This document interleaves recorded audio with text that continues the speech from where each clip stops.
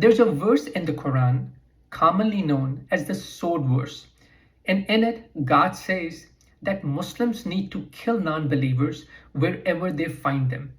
People in the Western media have used this verse to justify the narrative that Islam gives Muslims a timeless license to kill non believers.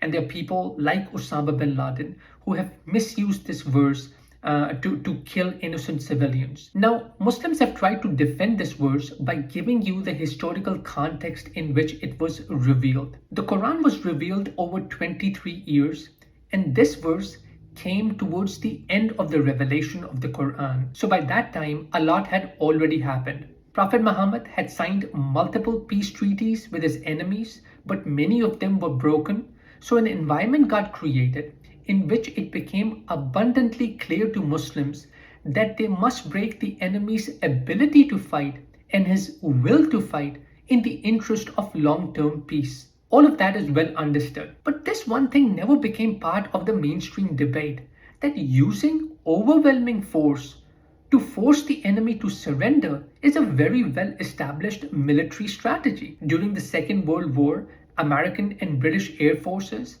we dropped bombs over German cities, killing over 500,000 people. We dropped the nuclear bomb on Japan, instantly killing over 100,000 people. And more recently, military planners have relied on shock and awe, using overwhelming force to force the enemy to surrender. Now, this is very important. I am not saying that the Quran justifies the wholesale killing of innocent civilians. There is not a single verse in the Quran that justifies the use of weapons of mass destruction.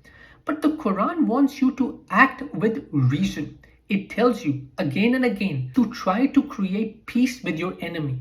But it also tells you that there will be times when you will be facing a relentless enemy, and that's when you will have to use overwhelming force, or at least signal that you're willing to use any means necessary in order to collapse the enemy. That is why in the same verse, the Quran tells Muslims to give non-believers 4 months to surrender and only attack them after those months have passed. The end result? The enemies took the bait. Most of the tribes that were hostile to Prophet Muhammad, they negotiated peace treaties during those months, so much so that armed opposition against the Prophet virtually disappeared within 1 year of the revelation of this verse.